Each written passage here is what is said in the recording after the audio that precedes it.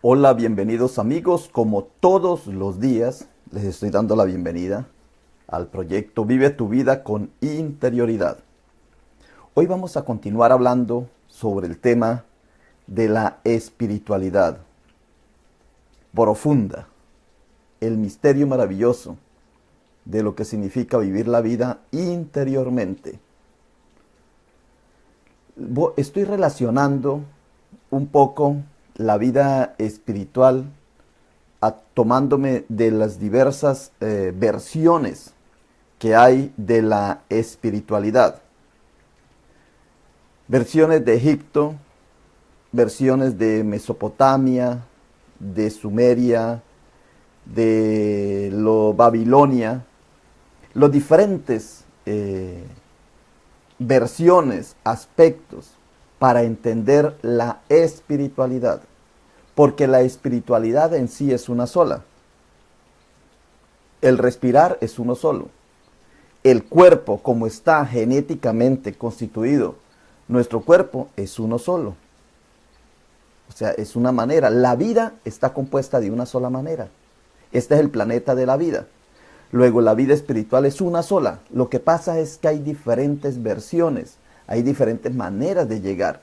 Pero en esencia, como yo les he dicho, la vida espiritual es respirar, es comer bien, saludable. La vida espiritual es dormir. La vida espiritual tiene que ver con el respirar, con el movimiento, con el tomar agua. Esa es la vida espiritual. No nos podemos perder. ¿Con qué propósito? Pues con el propósito de tener buenas relaciones con los demás, tener buena salud y ser autosuficiente. Cuando uno es espiritual, tiene buenas relaciones con los demás. No entra en conflictos con nadie. Todo se recibe como bendición. Por ejemplo, que carezcas de algo. Si tú estás careciendo de algo, ya sabes que va a venir la bendición. Y si tú estás bendecido, comparte con alguien porque en algún momento tú vas a escasear. Es el movimiento. Esa es la vida espiritual, es ser uno consciente, estar despierto. Ir en el camino, pero de manera despierta. Tomar conciencia, esa es la vida espiritual. No nos podemos perder en eso. La vida espiritual es, el propósito de ser uno espiritual son tres cosas. Tener buenas relaciones, amar a Dios y al prójimo como a sí mismo. Tener buena salud, de ser equilibrio, el equilibrio de tu vida. Ni para allí ni para allá, sino ser equilibrado. Y tercero, ser autosuficiente, que lo tienes todo, no almacenar tantas cosas. Vivir con el minimalismo, con algo, con lo que es necesario para vivir. Esa es la vida espiritual. Para uno ejercer esa vida espiritual lo importante es tener buena salud, porque si uno tiene buena salud, lo tiene todo. Tiene buenas relaciones y es autosuficiente. Y la vida saludable, por eso hago así, que es el equilibrio, entonces se mantiene con una buena alimentación. Una sana alimentación es bajarle el azúcar, bajarle la grasa, bajarle las harinas y bajarle el azúcar, la sal, la grasa y las harinas. Son los cuatro. Ya la sabemos. Dormir bien, 8 horas, tomar agua suficiente, hacer ejercicio y respirar. ¿Sí? Ahí tenemos las 5. 5 para tener los 7, 5 para y los 3 con el propósito de alcanzar 3 cosas. Entonces ahí ya vamos. Bueno, pero todo esto pues tiene que ver con lo que nosotros hablamos de la religiosidad. Porque lo que te estoy ayudando es que si tu religión te ayuda a crecer en la vida espiritual o no te está ayudando. Si la religión tuya, la que practicas, a la iglesia que vas o cualquier concepto de religión que tenga, de fe, si eso no te ayuda a tener buenas relaciones con los demás, pues no estás en nada. Si eso no te ayuda a tener buena salud, pues te falta.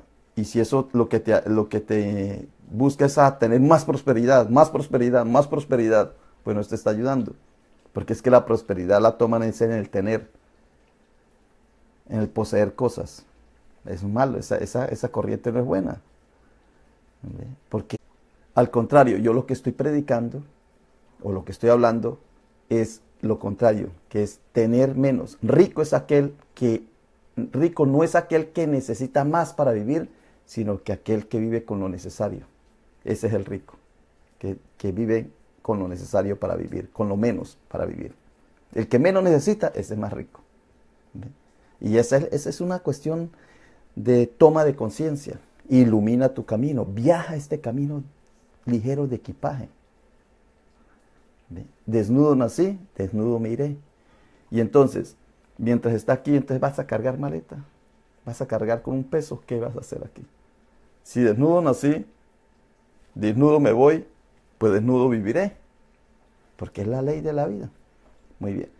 Esto es como para introducirte siempre en lo esencial. Yo hablo de 5 cosas más 3, que son, las 3 son buenas relaciones, buena salud y autosuficiencia. Esos son los 3 pilares, como el trípode donde se para la mesita, las trípodes.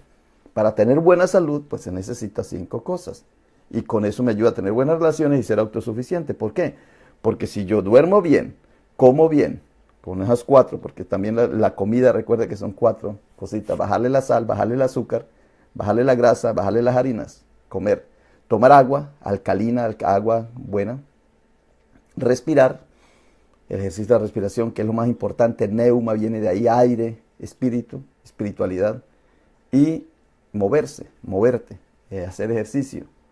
Bueno, entonces mire que son 3 más 5, y para tener la alimentación 4, el equilibrio son 4. Ahí llevamos 4 que hay que practicar, bajarle a la comida. 5 cosas y 3. Ahí llevamos. Eso se va volviendo mágico. Por eso es una magia. Pero magia, le voy a explicar de lo que significa la magia. De eso estoy hablando. Del misterio, de la misma naturaleza. Cómo uno se va empapando en la naturaleza. Y ya forma uno en equilibrio. La naturaleza y nosotros. Y todo funciona perfectamente. Y el cerebro emocional, que es el rencor, la rabia, el odio, el desánimo, la angustia, la tristeza, la motivación, el entusiasmo, son todo eso, va a estar en equilibrio. Y el racionalismo sí que va a estar más en equilibrio. Ese sí que te va a ayudar muchísimo más. Porque lo que nos desestabiliza muchísimo es lo racional. Porque no lo entiende. Todo quieres tú calculado, racional, y eso es lo que te falla. Muy bien. Vamos a seguir hablando de este mismo tema. Ahora te estoy hablando de la magia. ¿No? Recuerda que estoy hablando de la magia. Cómo nuestra religión, nuestra fe, nuestra concepción del mundo es mágica. Es de manera mágica. Querámoslo o no, creámoslo o no. Mire, si tú no crees que esto es magia, que tú respiras, sacas aire, respiras y sacas el aire y con eso vives, que eres un globo que te inflas y te desinflas, te inflas y te desinflas. Si tú no ves eso de manera mágico, maravilloso, extraordinario, apasionadamente fabuloso, si no lo ves así, pues estás muerto o muerta. Si no te entusiasma el pensar que solamente por el hecho de que tú respires es que vives, el vivir respirando. Si a ti no te entusiasma eso, tócate así, vea, te falta sensibilidad. Muy bien. Voy a pasar a lo que veníamos ayer diciendo. Yo pienso que los que siguen este camino, esto que se estoy diciendo, van a entenderlo mucho más. Muy bien. Voy a pasar la cámara, ya para hoy dar el temita en unos 45 minutos. Entonces, ayer estábamos diciendo, terminaba aquí en Marcos 4:41, entonces temieron con gran temor y se decían el uno al otro: ¿quién es este que aún el viento y el mar le obedecen? Y luego, más adelante en Mateo 12:24, dicen los fariseos, al oír decían, este no echa fuera a los demonios, sino por Belcebú, príncipe de los demonios. Ahí terminaba yo ayer diciendo, ¿qué sucede? Que Jesús, en la época de Jesús, lo que él hacía, haciendo milagros, prodigios, señales, eso lo hacían también otras personas. Era común hacerlo. Y unos lo hacían de manera negativa y otros de forma positiva. Él no estaba haciendo nada raro. Él estaba portándose como cualquier persona, maestro de la época. Cualquier persona que tenía discípulos, que estaba enseñando algo. Era de la época. No se puede uno admirar por eso o desanimarse o negarlo. Era la época. Entonces, voy a hablarles ahora de lo siguiente. En Jesucristo, si nosotros miramos a Jesucristo, al maestro, al histórico, al que vivió en esa región, en ese lugar, cuando uno escudriña la Biblia o los evangelios, los 4 evangelios y las cartas de Pablo y las cartas apostólicas, los Hechos de los Apóstoles y el Apocalipsis, los 27 libros del Nuevo Testamento, uno ve que Jesús se presenta como con 3 áreas, 3 aspectos. Tiene definido muy bien, se le identifica. Uno es la aplicación de la ley. Es un hombre que sabe que está centrado en la ley, que entiende muy bien lo que significa la ley. Por eso se les critica porque no están cumpliendo lo que ellos dicen. Y por eso Jesús dice, digan lo que ellos dicen, pero no hagan lo que ellos hacen porque no hacen lo que dicen. Le ponen cargas a la gente y ellos no lo llevan. O sea, aplicación de la ley. Luego hay una enseñanza doctrinal. Él se presenta como maestro. Y tercero, hay unos relatos de milagros que él hacía. Y esos milagros, el relato de milagros es donde él aparece de manera mágica. Porque mire, la aplicación de la ley es muy positiva, muy estática, muy visible, muy tangible. Está la ley, está un semáforo, y si tú se pasas el semáforo en rojo, pues te ponen un ticket, te castiga la ley, ¿ve? Es algo tangible, algo visible, que se puede medir. La enseñanza doctrinal, pues es una doctrina que uno puede aplicarla. Pero la cuestión de los relatos de milagros ya tiene que algo maravilloso, de asombro, ya es algo extraordinario. ¿Ve? Y esos 3 aspectos se ven en el Maestro Jesús, o en Jesús, en el personaje de Jesús. Entonces voy primero a la aplicación de la ley. ¿En qué parte vemos la aplicación de la ley? Lo vemos, voy a poner 2 textos nada más, hay muchísimos más. Pero por ejemplo, en Mateo 17 y 18 dice Jesús, no penséis que he venido a abrogar la ley o los profetas. No he venido para abrogar, sino para cumplir. Porque de cierto digo que hasta que pasen el cielo y la tierra, ni una jota ni una tilde pasará de la ley hasta que todo se haya cumplido. Y para buscar otra versión más nueva, entonces puse el mismo párrafo, lo pongo abajo. No malinterpreten la razón por la cual he venido. No vine para abolir. Arriba dice abrogar, aquí dice abolir. La ley de Moisés o los escritos de los profetas. Al contrario, vine para cumplir sus propósitos. Les digo la verdad. Hasta que desaparezcan el cielo y la tierra, no desaparecerá ni el más mínimo de la ley de Dios hasta que su propósito se cumpla. Aquí vemos una persona aplicando la ley o acomodándose a la ley. Lo dice claramente.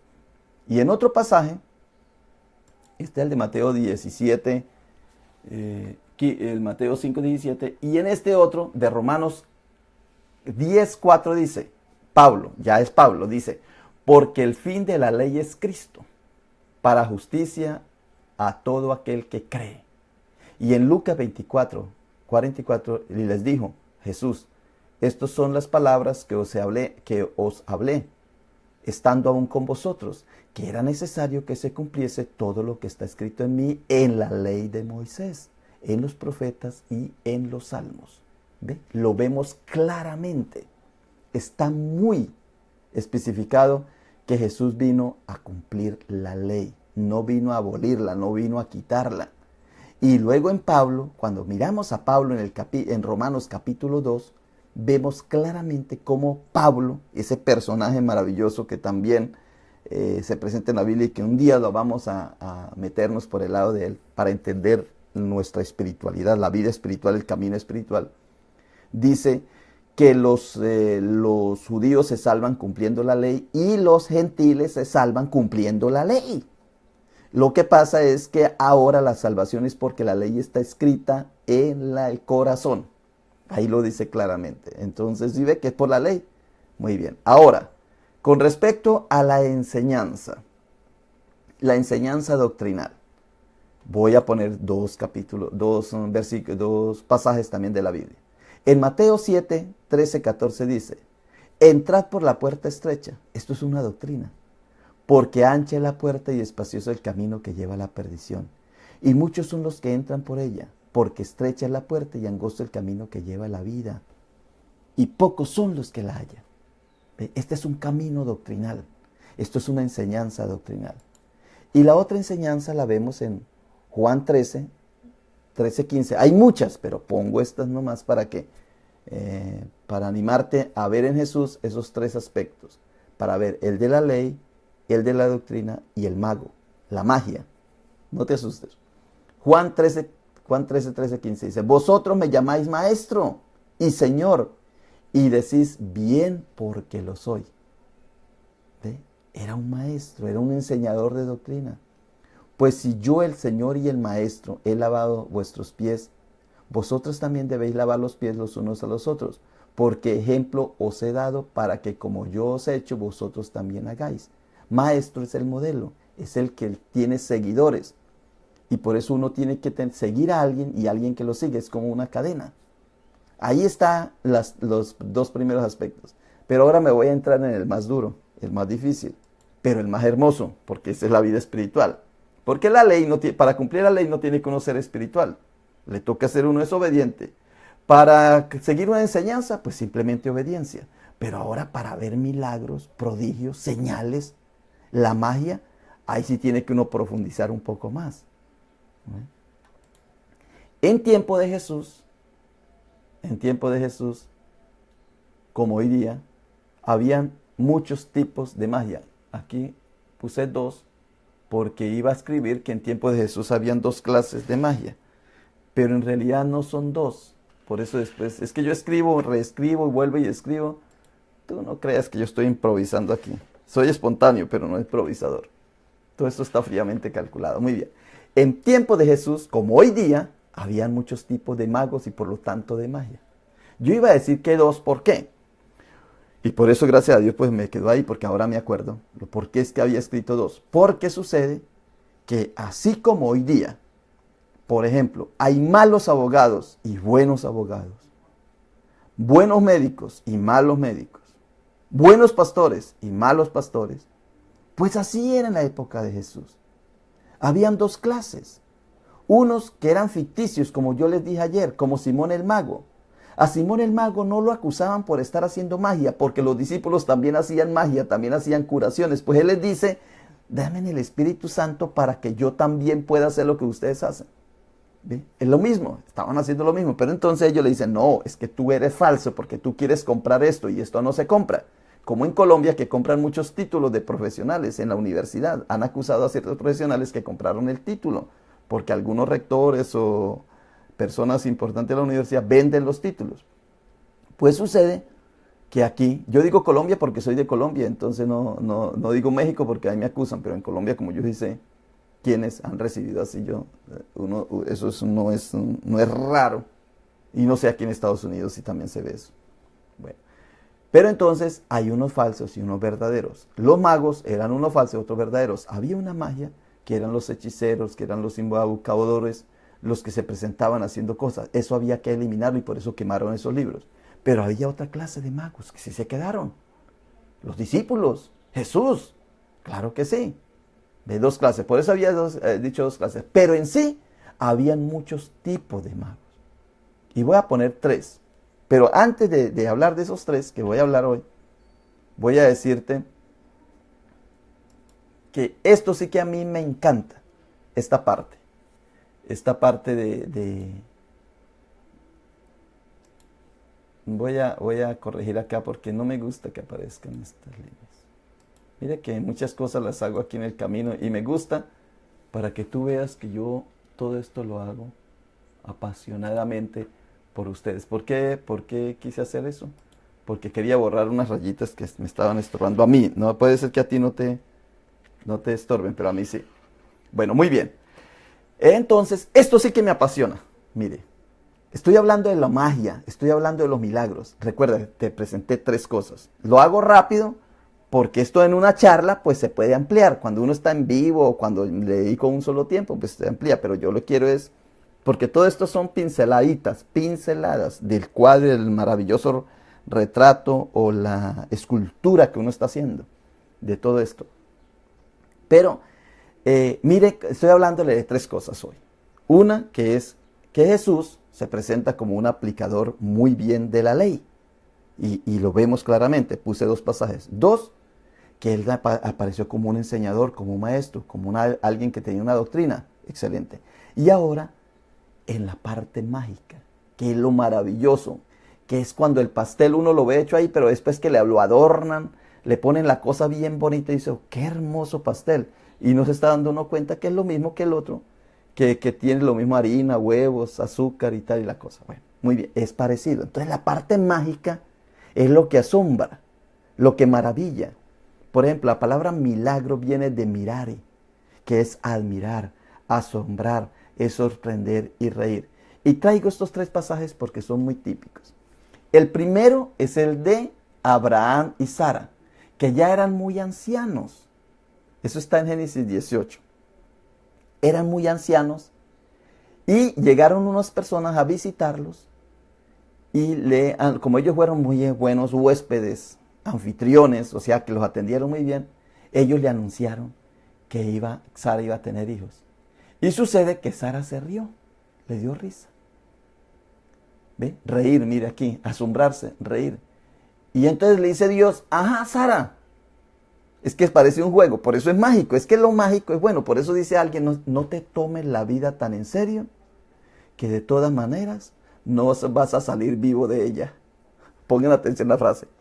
No te tomes la vida tan a pecho, tan en serio, que de todas maneras no vas a salir vivo de ella.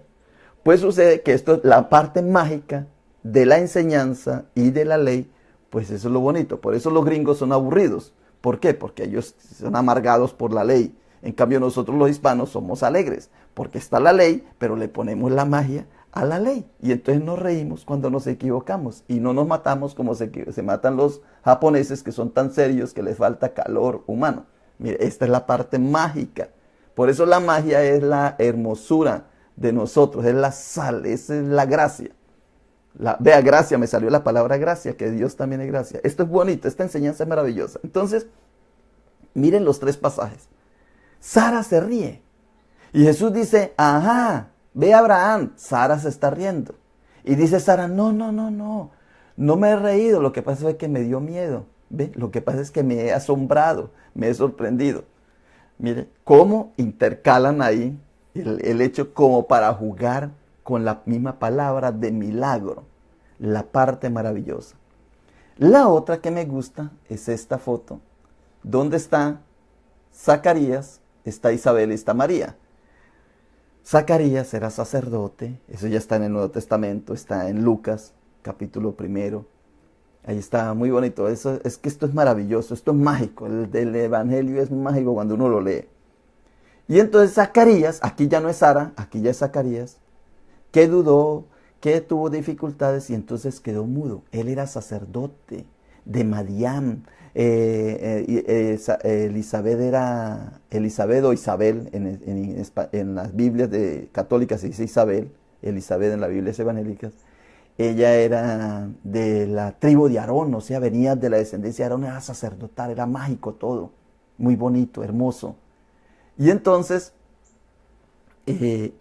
recuerden que María, cuando fue a visitarlo, cuando le anunciaron a María que ella iba a quedar encinta, ella se fue al lugar donde vivía Isabel porque el ángel le dijo que ya tenía 6 meses y se quedó con ellos 3 días. O sea que esta imagen es muy bonita porque aparece el niño Juan, aparece Zacarías, aparece Elizabeth o Isabel y aparece María.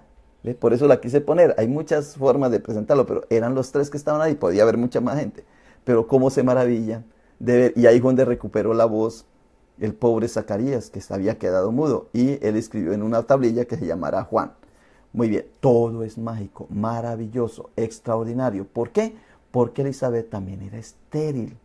Y de manera maravillosa, asombrosa, mágica, extraordinaria, admirable, sorprendente, reírse, o sea, gozosa. Por eso dice Pablo, por nada estéis afanosos, sino al contrario, regocíjanse, regocijaos. ¿Ve? Bueno, y en la parte de José, aquí la otra foto, es el otro pasaje, José María y el niño Jesús. Esto también sí que es maravilloso, este pasaje. María estaba ahí, la niña, la jovencita, la inocente. ¿Y cómo será esto? Pues no conozco varón. Y en el pasaje en griego de verdad, dice, esto pero a la gente no le gusta, sobre todo los católicos, pero al contrario, esto es exaltar más a María, como dice Ignacio Larrañaga y como dice Leonardo Boff, la maravillosa presencia de María, el papel verdadero, la María, la mujer de Nazaret. Y entonces el verdadero pasaje en griego, como fue escrito, es: ¿y cómo será esto si yo tengo marido? Eso es lo que dice. ¿Cómo será esto si yo soy casada, si yo estoy comprometida, tengo un compromiso de mujer? ¿Cómo voy a quedar en embarazo de otra persona? Después dirán que yo fui infiel y me van a apedrear, que soy deshonesta. Esa es la escena. Y Jesús aparece de manera maravillosa, siendo engendrado por el Espíritu Santo. Y en sueños, José acepta eso ya en Mateo. Esos pasajes de la infancia de Jesús que no están ni en Marcos ni están en Juan, están en Lucas y en Mateo, son tardíos. Son pasajes después de que se escribió el Evangelio y le agregaron esta parte mágica. O sea, es como cuando tú haces el pastel y lo dejas ahí. Y entonces llega alguien, pero esto le falta algo. Y llega y le pone el adornito, le pone aquello, le pone eso y dice, qué hermoso pastel. ¿Sí ve? La gracia, la magia, maravilloso, hermoso estos tres pasajes. Ojalá ustedes lo lean. El de Abraham y Sara están en Génesis 18 y los otros están en Mateo y Lucas, en la infancia de Jesús al principio, en los primeros 2 capítulos. Así es que esto se los pongo para que miren que la palabra magia, milagros, misterio y naturaleza es exactamente lo mismo desde el punto de vista espiritual.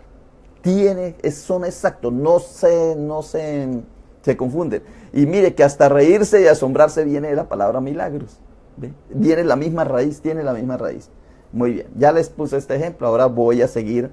Ahora ya, ¿qué había en la época de Jesús? ¿Cuáles eran? Que yo dije que habían muchos magos y habían muchas magias. Voy a ponerle solamente 3, que de esas 3 pueden salir muchísimas versiones, pero las más serias de la época eran, primero, los alquimistas, la alquimia, que eso estaba por todos lados, en Oriente, en Egipto, en Grecia, en Mesopotamia, estaba esa parte que era transformar, y la misma Biblia dice, transformaos por la renovación de vuestro entendimiento. Como siempre todo ha sido de manera magia, que le meten el mito a las cosas, siempre se dijo que el alquimista era aquel que se encerraba en un laboratorio acá y empezaba a combinar cosas para transformar el plomo en oro. Y en la Biblia dice que seremos pasados por fuego para ver si somos de madera, de cobre, de bronce, de hierro, de plata o de oro. O sea, como vamos pasados a ver de qué estamos hechos. Eso es alquimia. Eso fue sacado de lo que antes de escribirse la Biblia se decía. Y era buscar el elixir de la vida. ¿Qué es el elixir de la vida? El elixir es la esencia. Es como el alcohol que destilan, por ejemplo, una fruta o destilan un producto hasta que le sacan el elixir de la vida. Y se toman ese elixir y se embriaga la gente. Por eso, no se embriaguéis con vino, sino embriaguéis con el Espíritu Santo. De ahí viene el elixir de la vida. La piedra filosofal son los puntos de contacto. Por ejemplo, alguien dice, dame una palanca y yo me veré el mundo. Siempre hay una esencia, hay un punto, hay un quid, hay un elemento, como podría decir Ken Robinson. Y la eterna juventud, por donde quiera se busca. De ahí viene la palabra química. De alquimia, alquimista, viene la palabra química. Ya evolucionó hacia la ciencia. Pero desde antes, lo que se decía en este laboratorio aquí era un ser humano que iba evolucionando. Mire, aquí hay una luz, vemos una linterna, ilumina tu camino y va subiendo sin caerse. Va en escala porque está iluminado el camino. Esta es la alquimia. Ilumina tu camino. Coelho tiene un libro que se llama El Alquimista y cuando uno lo lee, uno se da cuenta de la persona que encuentra el tesoro. Lo mismo que dice Jesús, que cuando uno encuentra el tesoro va y vende todo lo que tiene y lo halla. Y el tesoro no está muy lejos de donde uno está. Porque es la evolución de uno mismo. Esa es una parte en magia. Este era un grupo de magos de esa época que ya se llamaban los alquimistas. Dime si tú no puedes ser mago. Claro que lo puedes ser. Tú puedes también trascender. Tú lo puedes hacer si tomas la vida en serio. Si tú te apoyas en ti, iluminas tu camino. Todo esto que te estoy diciendo. Y llegas a ser una persona interesante en donde te encuentres. Ilumina tu camino. Ese es, despierta tú que duermes. ¿A qué has venido? Necesitas una luz. Vea esta luz. Esta es una mano que hay aquí con una lamparita. Esto es el alquimista.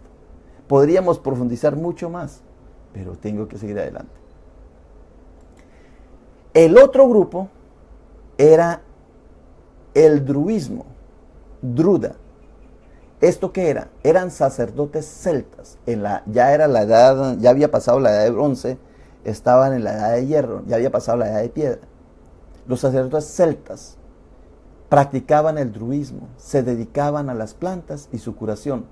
Estos fueron eliminados por el cristianismo, porque los cristianos cuando llegaron ya tomaron el poder, eliminaron todo. Por eso en la Biblia se dice que quitaron al pobre Simón que hacía brujería, quitaron a aquel, quitaron al otro.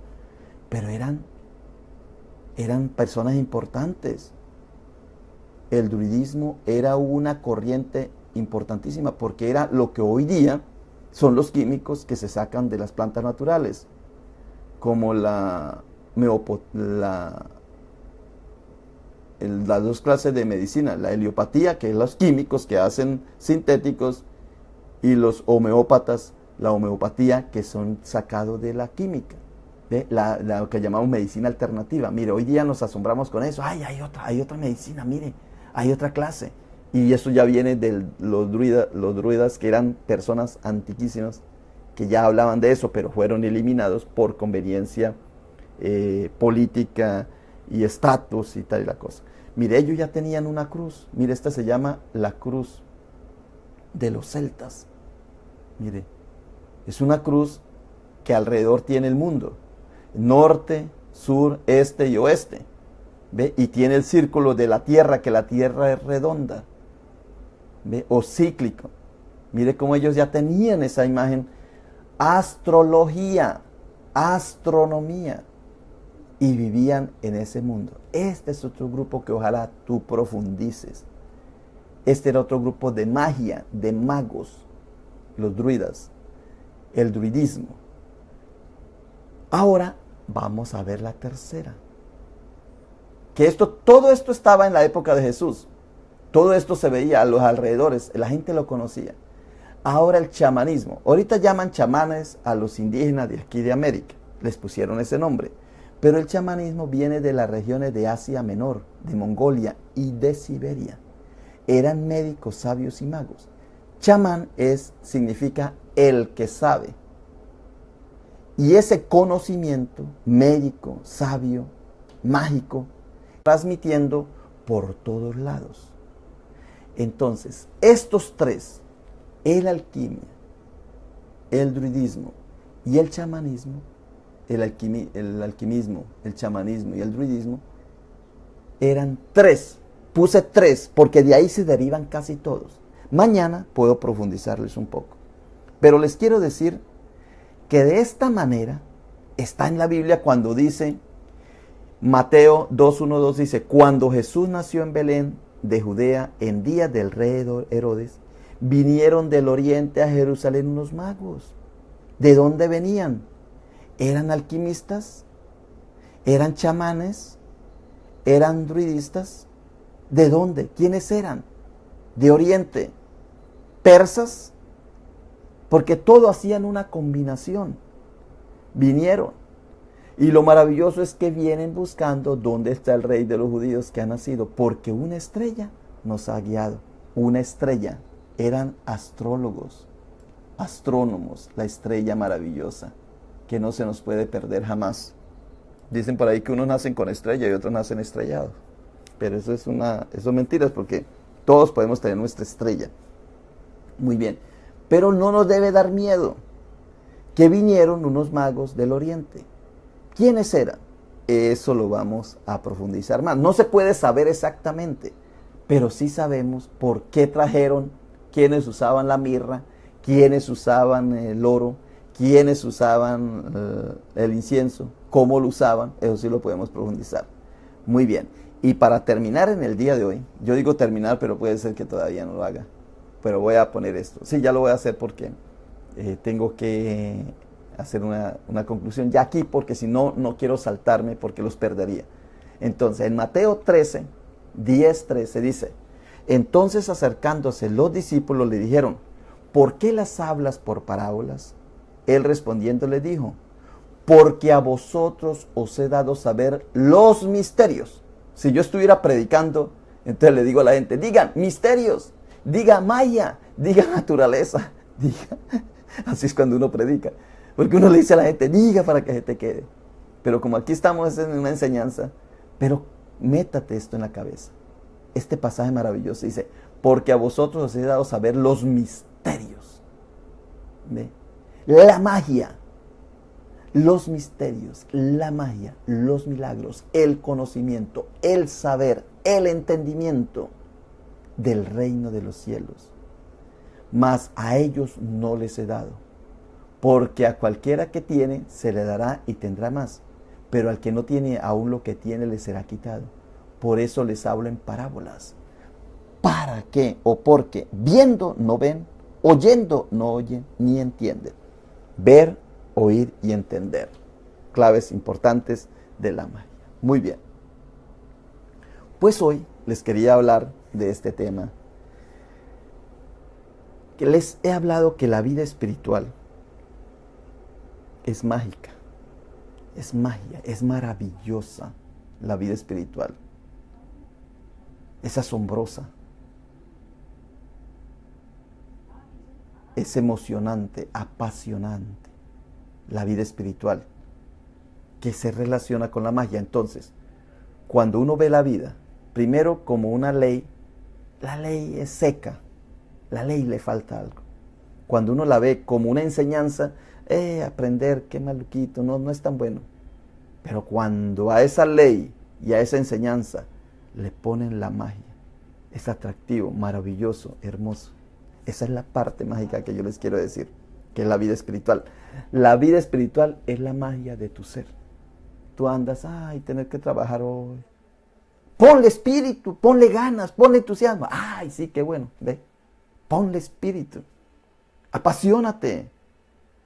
Asómbrate. Esa es la vida espiritual. Para eso le sirve a uno el cultivo de la vida espiritual. ¿Cómo se cultiva la vida espiritual? Durmiendo bien, comiendo bien, sanamente. Bájale las cosas. No quiero repetir porque me vuelvo cansón. Tomar agua, respirar, hacer ejercicio. Fácil. Y eso te lleva a tener buenas relaciones con los demás, a tener buena salud y a ser autosuficiente. Esa es la magia de la vida. Bueno, mañana vuelvo y les reitero para que nos caiga el 20, para que vayamos agarrando la onda. Muy bien, pues esto quería decir: pasa este video, pásalo, o mañana nos volvemos a ver, Dios mediante. Feliz día.